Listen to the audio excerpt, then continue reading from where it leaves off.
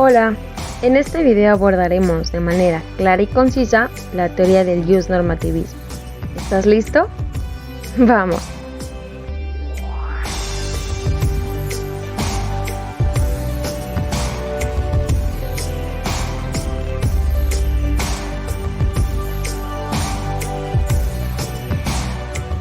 Los puntos a tratar será la definición de la teoría, sus postulados más importantes, sus principales representantes y, claro, su aplicación de la teoría al área jurídica. Pero espera un poco, antes de comenzar te explicaré la esencia de la teoría del Jus-normativismo, que es la ley, que es un precepto que ya pasó por un proceso legislativo dictado por la autoridad, y esta contiene una norma, que son las reglas de conducta que buscan garantizar el orden y la armonía dentro de una sociedad o bien de una organización. También debemos tener en cuenta que la palabra ius es un vocablo latino que significa derecho, y la palabra normativismo, que hace referencia a la norma que ya se encuentra escrita. Ahora sí, sigamos adelante.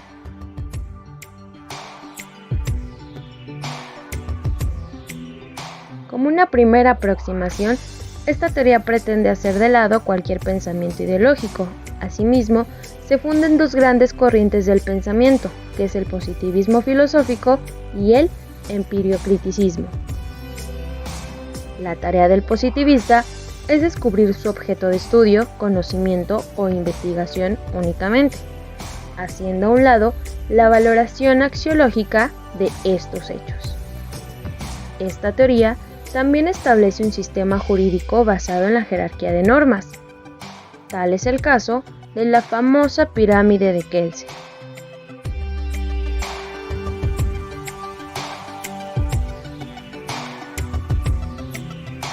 Con esto queremos decir que la teoría del Jus-normativismo aísla el derecho de las demás ciencias como la sociología, filosofía, psicología, entre otras.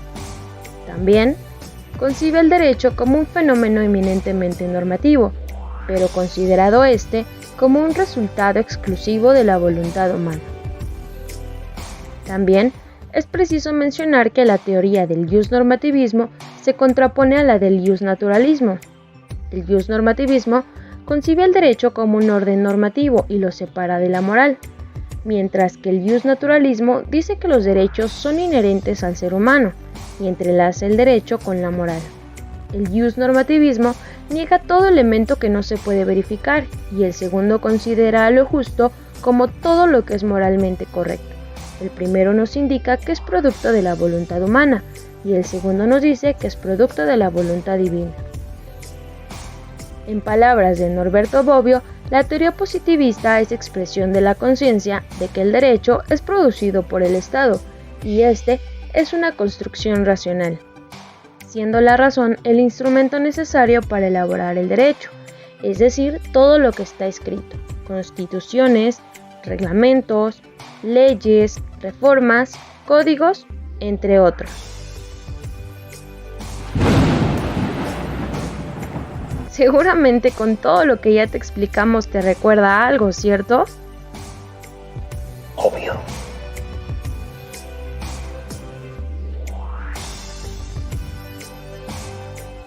Claro, estamos hablando de la teoría pura del derecho. Así es, la teoría pura del derecho es como el hermano gemelo de la teoría normativista.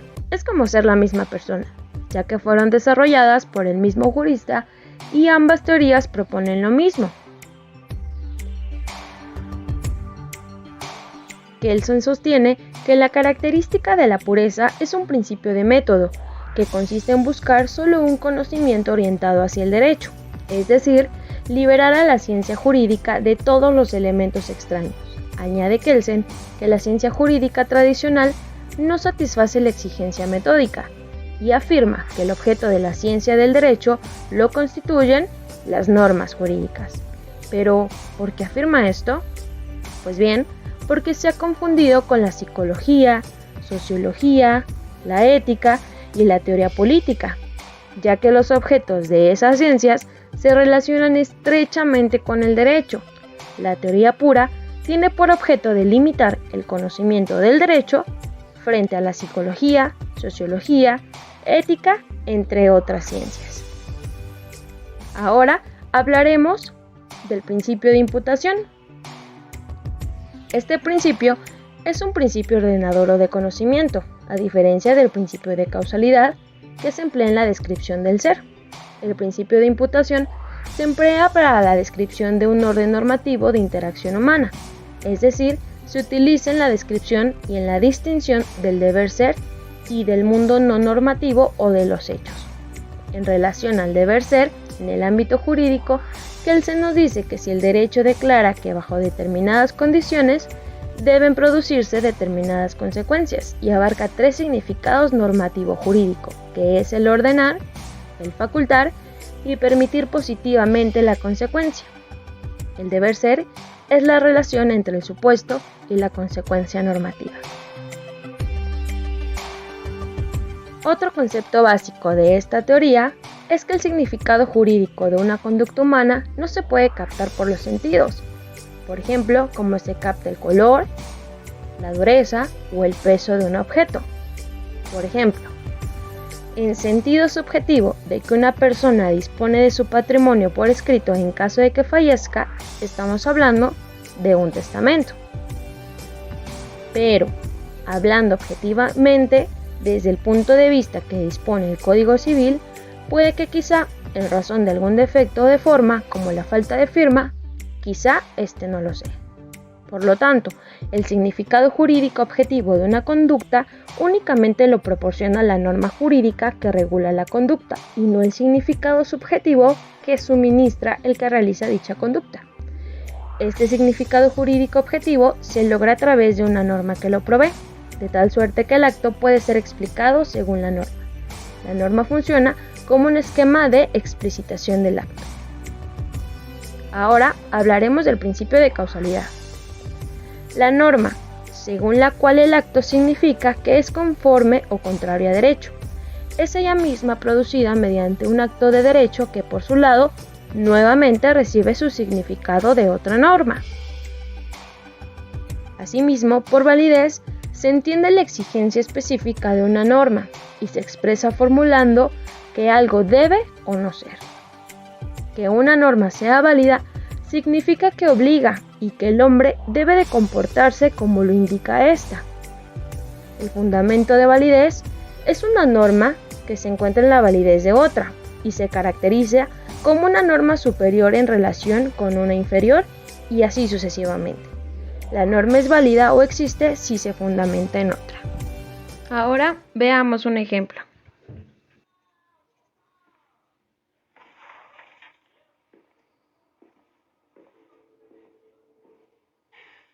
Primer ministro, tengo mis reservas. Pues, ¿qué no habría de tenerlas? Sobre el sacrificio innecesario, cuando existe una alternativa.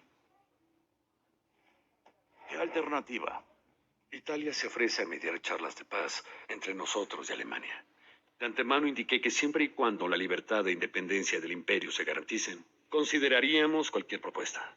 ¿Con Hitler empuñando el látigo? ¿Realmente cree que él honraría nuestra libertad e independencia? A él mismo le convendría hacerlo, señor, porque lo único que hay que hacer es una... demostrar a ese maniático que esta isla no puede conquistarla, y para eso necesitamos ejército. General, diga a Nicholson que los alemanes no deben llegar al océano, no antes de que rescatemos a nuestros muchachos de esa maldita playa. Asumo toda la responsabilidad.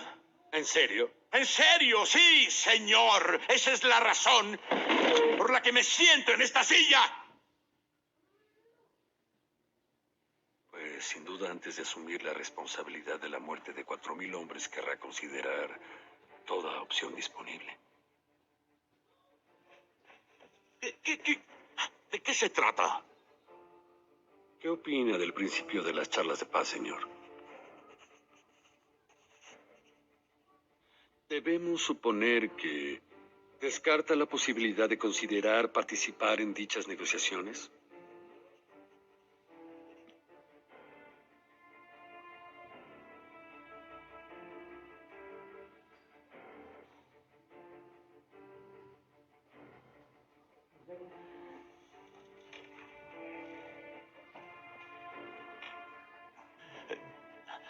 Desearía conversar con el vizconde Halifax y el señor Chamberlain. Winston, enfrentamos una derrota segura en tierra, la aniquilación de nuestras tropas y una invasión inminente. Debemos ser racionales. Somos una nación marítima. Lo hemos sido desde la Edad de Bronce. El canal es nuestro foso, nuestra fortificación, y los alemanes no reconocen un cuerpo de agua más grande que un maldito lago. Tienen primero que llegar a esta isla, Edward. En la que hombres, mujeres y niños a quienes les habremos fallado despreciablemente nuestro deber de protegerlos estarán totalmente ¿Y indefensos. quién tiene la culpa de eso? Ante el ejército más grande que el mundo ha visto. Además, una vez que Francia caiga, Alemania podrá concentrarse en la producción de aviones. Entonces también tendrá la flota francesa. ¿Qué va a parar a Herr Hitler, Winston? Palabras, palabras, meras palabras. Si no permites ninguna charla de paz, me veré obligado. No podemos permitir que Edward simplemente se entreviste con el embajador italiano Bastianini, que discuta el posible rol de mediadores entre nosotros y Alemania, y averiguar su precio.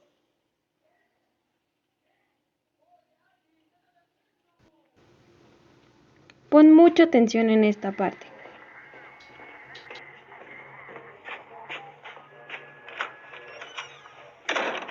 Ocupado.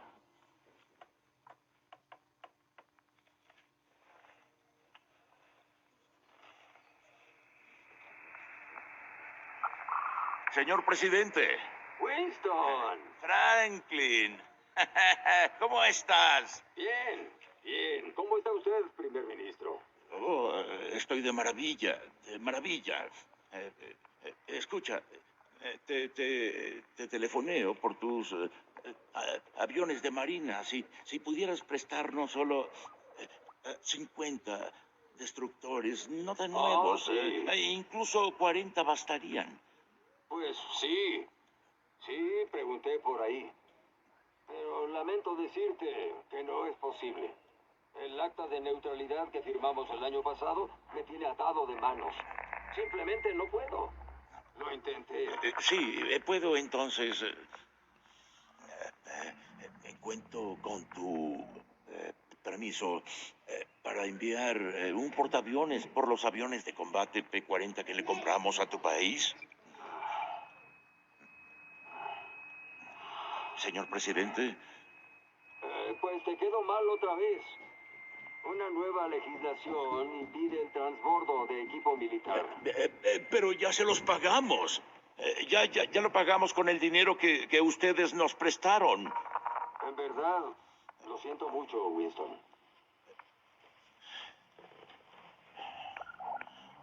No necesito subrayar la gravedad del problema que el hemisferio oeste está enfrentando. Sin algún tipo de apoyo de su parte, Lo sé, estamos... lo sé. Los tengo a ustedes muy presentes. Escucha, podríamos, tal vez... señor presidente... Lo que quiero decir... En verdad, estamos en gran desventaja. Podríamos llevar sus aviones a 1,5 kilómetros de la frontera canadiense. Dime qué te parece. ¿Caballos? ¿Acabas de decir un equipo de caballos? Vaya, hasta podrías empujarlos tú mismo. Esas porquerías tienen ruedas. Depende de ti. Dentro del Justnormativismo encontramos a 4 representantes destacados que dieron grandes aportaciones a esta corriente del pensamiento. Más adelante hablaremos de ellos. No te lo pierdas. Conoce a Kelsen, Gustav Radbruch, Rodolfo Stemmler y Carl Bolzan-Bigny. Comencemos. Hans Kelsen nació en Praga en 1881 y muere en Berkeley, California en 1973.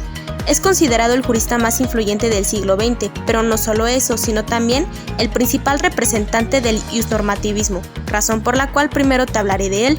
Tengamos en claro que su mayor pensamiento enfocado al iusnormativismo es no tomar en cuenta ningún pensamiento ideológico, sino más bien establecer un sistema jurídico basado en normas.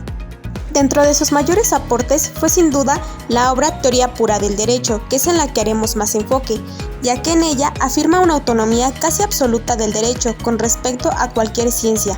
La importancia de la teoría pura radica en que se trata de una teoría estrictamente jurídica, que supone que la verdad o falsedad de los enunciados jurídicos no dependen de las premisas empíricas o morales. Como primer rasgo sobresaliente de esta obra será la pureza, que se concibe para distinguir la moral de la ciencia empírica. La pureza en la doctrina calceniana se relaciona con la tesis entre el ser y el deber ser, es decir, en una norma jurídica es lo que debe ser, lo que significa que ésta orienta a una determinada conducta. En cambio, una norma moral sería el ser, es decir, el ser sujeto de cumplir el derecho que nos rige. Espera un momento, ¿es confuso entender este término? Claro, por ello lo diremos en términos coloquiales. El ser se refiere a nuestra forma de actuar como personas, mientras que el deber ser son las normas ya escritas y establecidas que rigen a todos. Ahora que ya nos quedó más claro, ¿qué tal si lo ponemos en práctica con un ejemplo? En este ejemplo, una organización clandestina condena a muerte a quien considera un traidor. Esto subjetivamente se considera como una condena, pero objetivamente, desde el punto de vista de una ley penal, es homicidio. Para establecer la prohibición de matar, aquí el derecho va a recurrir a lo que diga la ley. Por tanto, el significado jurídico de una conducta únicamente lo va a proporcionar la norma jurídica. Ahora bien, ¿qué es lo que le da esa pureza a una norma? Para saber si una conducta es conforme o contraria a derecho, ¿a qué podríamos dar una respuesta? Es que la norma es válida y existe porque se fundamenta en otra, pero ¿cómo podemos saber eso? ¿O bien a qué nos referimos? Al otro importante aporte que Kelsen dio, su pirámide calceniana. Esta pirámide permite categorizar las diferentes clases de normas, ubicándolas en una forma fácil de distinguir cuál predomina sobre las demás. Esta pirámide le da una validez y eficacia a las conductas de todos, pues explica la naturaleza sistemática de donde emanan las demás normas jurídicas para que sean aplicadas y se cumplan. Así que recuerda, la norma funciona como un esquema de explicación del acto, en la cual el acto significa si es conforme o contrario a derecho, y que lo que hace que tal acto sea lícito o ilícito es su significado jurídico objetivo, mismo que lo vamos a encontrar en la norma. Otro de los aportes importantes que dio Kelsen fue su libro titulado De la esencia y valor de la democracia, publicado en 1920, y otro titulado La teoría general del Estado en 1925. Estas grandes obras son la precisión del derecho, del deber jurídico, de las fracturas del derecho con la moral, del derecho positivo con el derecho natural y el rigor de una lógica jurídica. Para concluir con este grande exponente, te dejo aquí sus dos postulados más importantes que debes recordar. Sin duda alguna, es un jurista muy notable que ha pensado profundamente sobre la esencia del derecho. Gustav Radbruch nació en Lübeck en 1878 y muere en Heidelberg en 1949. Fue un jurista alemán, ministro de Justicia y profesor universitario. Su mayor aporte al derecho fue su obra La fórmula de Radbruch, la cual gira en torno a tres ejes: el derecho penal, la filosofía política y del derecho y el humanismo jurídico.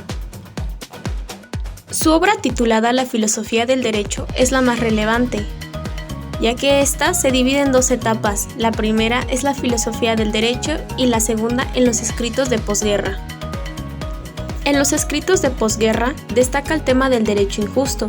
De este contenido se desprende la famosa fórmula de Radbruch, según la cual el derecho extremadamente injusto no es derecho. La fórmula se divide en dos posturas diferentes, la de intolerancia y la de negación. La primera dice que las leyes positivas pierden su validez jurídica cuando se alcanza una contradicción con la justicia en una medida insoportable, mientras que la otra niega la naturaleza jurídica de las leyes aplicables o positivas. Un ejemplo de la fórmula de Radbruch es el caso de los guardianes del muro, o también llamada la ley de la frontera. Esta ley instruía a los militares alemanes para disparar contra quienes sin autorización intentasen cruzar el muro, estableciendo una causal de justificación penal para los militares que obrasen con tales propósitos. El Tribunal Supremo Federal alemán resolvió un recurso en el que se alegaba que 2 militares habían sido condenados por homicidio, pese a la existencia de la referida causal de justificación. Dicho tribunal estableció que aceptar tal justificación representaría una vulneración notoriamente grave de las ideas básicas de justicia, en violación de algunos derechos humanos como es la vida y libre circulación. El tribunal concluyó que la norma no tuvo eficacia alguna desde su origen y declaró que no se podía aplicar. Rudolf Stadler nació el 19 de febrero del año de 1856 y muere el 25 de abril de 1938. Su pensamiento es enfocado al derecho, llamando a su doctrina derecho natural de contenido variable. Aquí separa el derecho en materia y forma, donde la materia es el contenido del derecho, el cual es variable y cambiante según la época histórica y el lugar, mientras que la forma sería el derecho natural, aquellos principios inmutables y eternos. Entre sus obras más destacadas fueron Economía y Derecho según la concepción materialista de la historia, el Tratado de Filosofía del Derecho y El Juez. Al estudiar cómo podía surgir el orden jurídico, distinguía 2 modos de formación del derecho, el originario y el derivativo, pero rechazando en todo momento que se pudiera atribuir a los orígenes del derecho al Estado. Sus postulados es que concebía el derecho como modalidad y manifestación del querer de la voluntad del hombre en sociedad. También el cómo se extendía el orden jurídico a otros territorios, y finalmente el derecho y la moral. La moral se refiere a la vida interior del hombre y el derecho como aquel que versa sobre la conducta de convivencia frente a los demás. Friedrich Karl von Savigny nació el 21 de febrero de 1779 y falleció el 25 de octubre de 1861. Fue el fundador de la Escuela Histórica. La escuela para Savigny debía tener como fin la investigación y la enseñanza, no debía ser una escuela solamente, sino también el lugar donde el estudiante pudiese aprender a pensar y trabajar científicamente. De las obras más importantes encontramos el derecho de la posesión, el derecho de obligaciones, el sistema del derecho romano actual, la historia del derecho romano en la Edad Media y finalmente la vocación de nuestro tiempo para la legislación y la ciencia del derecho. En su obra Tratado de la Posesión, él distinguía a la posesión en teoría subjetiva y teoría de la voluntad. Savigny, mediante el método histórico sistemático, reconstruye la historia de la teoría de la posesión de los romanos y encuentra 2 elementos de la posesión, el cual es el corpus y el animus. El corpus es la relación física con la cosa. Para que el corpus se convierta en posesión, se requiere del animus, o la voluntad de poseer como propietario, es decir, para ser poseedor jurídico hay que tener la cosa, sin reconocer a nadie como titular de un derecho superior.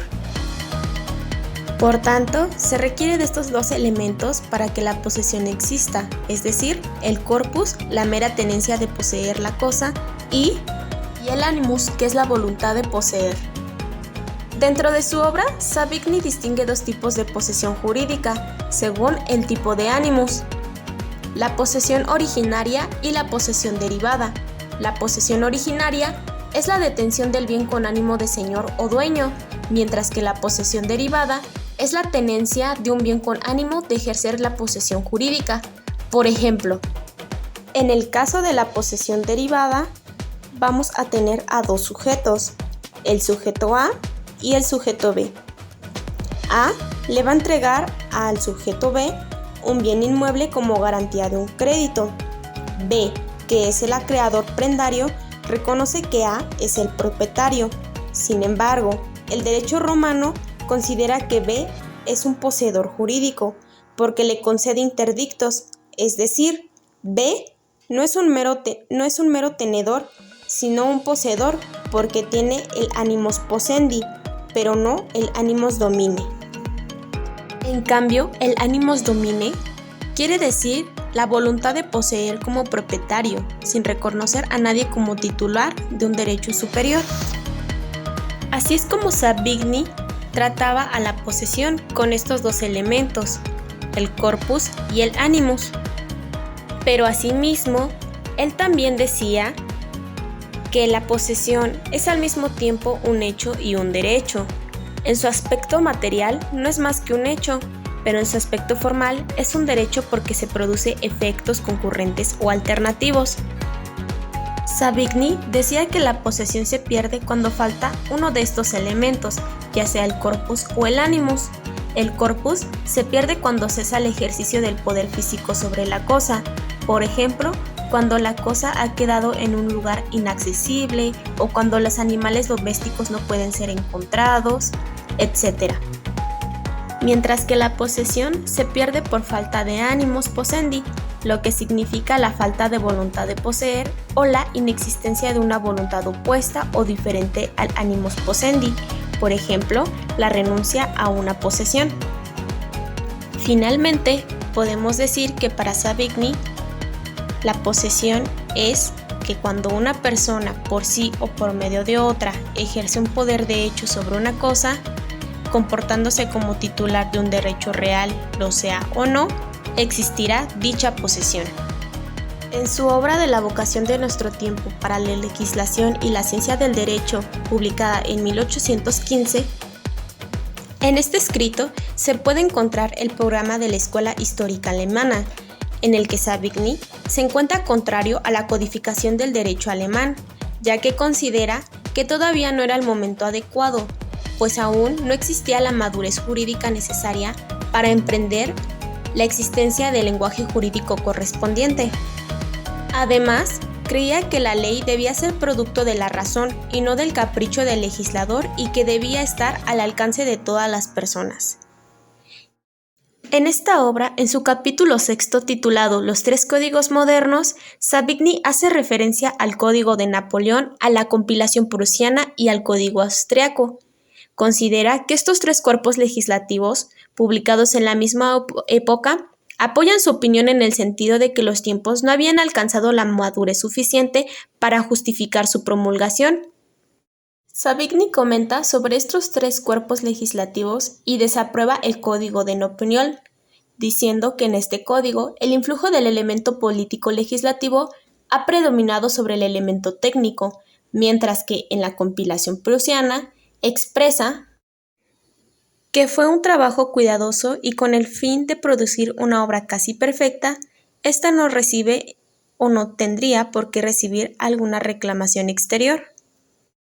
Finalmente, cuando trata lo relativo al Código austriaco, afirma que su historia es muy parecida a la de la compilación prusiana, por el momento en el que surgieron y haber abrevado con las mismas fuentes. Mientras que en su otra obra titulada El sistema del derecho romano actual, publicada en 1840 y 1849, es importante conocer lo que Savigny consideraba como el derecho romano actual. Él decía que el derecho romano actual considerado en su aplicación particular en Alemania, es decir, con las modificaciones que ha experimentado, modificaciones que contenidas todas en las leyes del imperio, son de poca importancia, ya que éstas han sido generalmente adoptadas a medida de que el derecho romano se ha propagado en Europa. Finalmente, en su última obra, titulado El derecho de las obligaciones, Savigny toca temas como la naturaleza de las obligaciones, el nacimiento de las obligaciones, la extinción de las obligaciones y las sanciones legales contra la violación de las obligaciones. Sin duda alguna, Savigny fue el representante más distinguido de la escuela histórica alemana, además de las grandes aportaciones que dio a la Revista para la Ciencia Histórica del Derecho y muchas de sus obras de las que hablamos anteriormente. Recordemos que el jus-normativismo es la corriente del pensamiento que concibe al derecho como un conjunto de normas que se inscribe dentro del positivismo jurídico. Es decir, el jus-normativismo es el conjunto de criterios y principios racionales, supremos, evidentes y universales. Como ya mencionamos, lo encontramos en todas las legislaciones, tal y como lo menciona Hans Kelsen, y él lo clasifica en una pirámide las legislaciones de mayor a menor jerarquía. Un ejemplo del jus-normativismo actual lo encontramos en la creación de una ley. Hay que recordar que el jus-normativismo está relacionado con el derecho, y el derecho con el proceso legislativo como el conjunto de actos y procedimientos que se realizan para la formación de leyes. El procedimiento legislativo para la creación de una ley cuenta con diferentes etapas. Primeramente, la iniciativa. Este momento está regulado por el artículo 71 y 122 de la Constitución mexicana. De esta manera, el derecho de hacer propuestas o presentar proyectos de ley está reconocido por la propia Constitución, la cual indica quiénes son titulares de esta potestad, señalando al presidente de la República, así como la Cámara de Diputados y Senadores, para ejercer este derecho.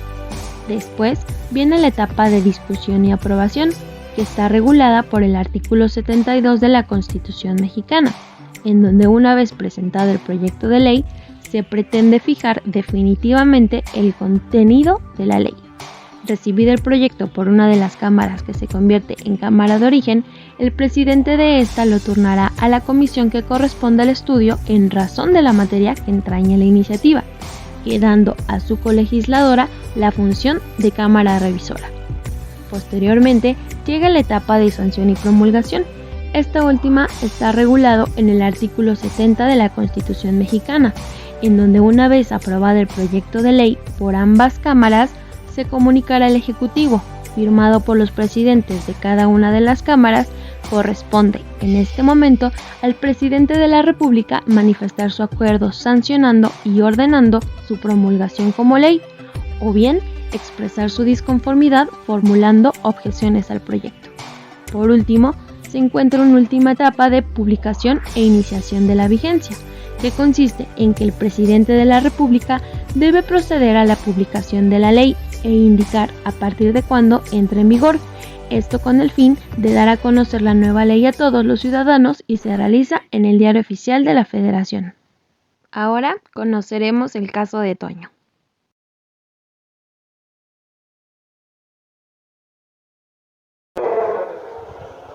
¿Cómo lo ves? Casi pasó un año antes de que nos dieran permiso de entrar con la cámara para grabar a Toño en el reclusorio. Yo creo que más que cualquier otra cosa, pues desde que a mí me detienen y al no informarme, pues yo ni idea de qué me están hablando. De verdad que a lo mejor estoy mal, pero pues ni idea de mis derechos, ni idea de nada. O sea, yo no sabía nada. A mí me agarran, me meten, me dicen...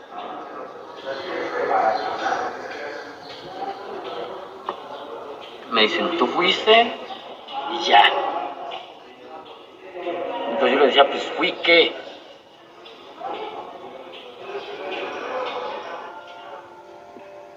Cuando por fin pudimos estudiar el expediente del caso, varias cosas nos sorprendieron. En primer lugar, la policía nunca probó que Toño hubiera disparado un arma, porque la prueba de pólvora con la que lo acusaron resultó negativa. Además, encontramos una lista de testigos que vieron a Toño en otro lugar el día del homicidio, pero a la policía no le había parecido una línea de investigación relevante. El colmo es que en México uno está obligado a probar la inocencia, en lugar de que la policía te tenga que probar que tú eres el culpable. Y Toño ya había agotado prácticamente todos los recursos legales que le quedaban. Entonces, casi por accidente, descubrimos algo increíble. Aquí está. Fotocopia certificada de la cédula profesional. Voy a acercar más el zoom in para que veas la foto de la persona.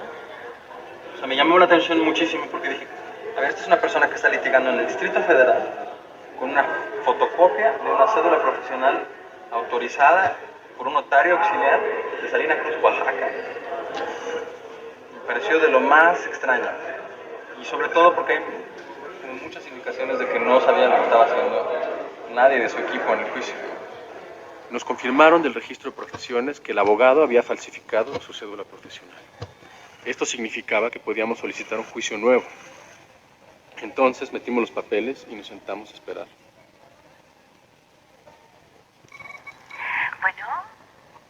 Bueno. Hola, Toño, ¿cómo estás? Bien, ¿y ustedes? Bien. Lo que pasa es que ayer me notificaron de Salas. Queda inconsistente la sentencia de fecha 19 de abril del 2006. Perfecto, muy bien, qué emoción, caray. Pues estamos súper contentos y al mismo tiempo así como con mucha precisión de que tengamos un buen resultado. Así como que se abre la puerta y nos produció un montón de alegría y al mismo tiempo así como chin. O sea, no queremos regar, ¿no? ¿Cómo lo hacemos para lograr sacarte? Entonces, como que es el primer momento en que se ve esto como una posibilidad real. Solicito a este H tribunal de a usted, honorable juez, dicte sentencia absolutoria. Es importante señalar que la representación social actuó con dolo, mala fe, temeridad y de una manera totalmente arbitraria e ilegal imputó la gravísima conducta del homicidio a mi defendido. Y queda claro que el señor José Antonio Zúñiga Rodríguez tuvo la mala suerte de ser escogido por la Policía Judicial como el responsable del homicidio. Eso. ¿Qué pasó? ¿Cómo estás, señor Rafael? Bien, mano. ¿Tú? Pues, vamos a ver.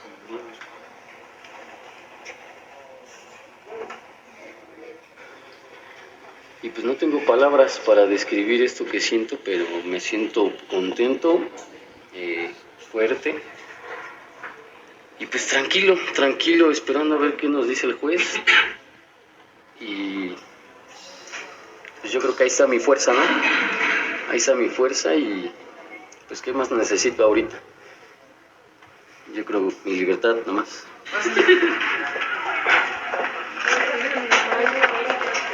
Con esta fecha, 25 de febrero del 2008, se le dicta su sentencia. Se resolvió lo siguiente. Primero, se encuentra acreditado el delito de homicidio calificado cometido con ventaja, perpetrado en agravio de Juan Carlos Reyes Pacheco, así como se demostró la plena culpabilidad penal del justiciable José Antonio Zúñiga Rodríguez, alias El Toño o El Largo, en su perpetración, por lo que se le impone 20 años, 5 meses, 18 días de prisión, que deberá compurgar en las condiciones precisadas en el considerando quinto de la presente sentencia. Esta es la sentencia. Me va a regalar, por favor, una firma. Le reitero, tiene 5 días para interponer el recurso de apelación para conformarse con la causa. Sabemos que eres inocente, Toño. No pierdas la fe, hijo. Cuando condenaron a Toño, básicamente paramos la filmación y nos sumamos al equipo de defensa. Nos pusimos a estudiar la sentencia y nos dimos cuenta que el expediente no tenía nada que ver con lo que nosotros habíamos visto en el juicio. No estaban ahí ni los titubeos del testigo, ni las objeciones a las preguntas del abogado. De hecho, solo estaba registrado lo que el juez había dictado. Entonces, Laida y yo le propusimos a Rafael Heredia usar la filmación del juicio para mostrársela al Tribunal de Apelación. Al inicio, mis dos compañeros también pensaban igual que el juez, de que esta persona podría ser responsable. Cuando nosotros volvimos a analizar el expediente y planteé el proyecto, planteé la posibilidad de una duda razonada, que para él esta gente, el ahora sentenciado, era el autor del hecho, y argumentaba y señalaba en forma muy insistente de que la lógica le decía, son testigos a muy larga distancia de los hechos, son testigos seleccionados por la defensa, son testigos preparados y para mí no merecen ningún valor probatorio. Vi en el video las declaraciones de los testigos, los observé con mucho cuidado, porque finalmente en una actitud puede uno descubrir muchas cosas. Insistí y después logré convencer de que había la posibilidad, y para mí estaba probado lo que era una duda razonada, de que probablemente esa gente hubiera sido, pero también probablemente no lo hubiera sido. Y de repente recuerdo que me hablaron, estaba yo bailando break, y pues ya fue cuando llegué y estaba ahí una tipa y me dice, pues te voy a notificar tu resolución de salas, y pues ahí pues, se te apachurran los pulmones y se te doblan las piernas. Yo me acuerdo que empecé como a temblar, que es que de frío. Volteo, saca las hojas, me dice, fírmame aquí, y alcanzo a ver qué dice en la hoja de hasta arriba, sentencia, dije. Y en eso me dice la chava esta, no, lo importante viene hasta atrás, mira. Y en cuanto le da la vuelta alcanzo a ver qué dice, libertad inmediata. ¿Ya hablan y tú qué?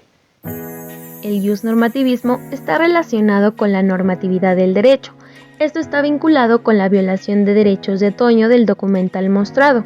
Esta fracción se hace presente en el artículo 14 y 16 de la Constitución, en donde el artículo 14 señala que nadie podrá ser privado de la libertad sino mediante juicio seguido ante los tribunales establecidos, y el artículo 16 indica que no podrá librarse orden de aprehensión sino por la autoridad judicial y sin que preceda denuncia o querella. Se relaciona con el iusnormativismo en el sentido de que estando la norma escrita y en el supuesto de que se deben apegar tanto gobernados como Estado, no se cumple dicha norma siendo molestado y detenido sin razón alguna. El nuevo iusnormativismo requirió de una innovación al sistema penal acusatorio.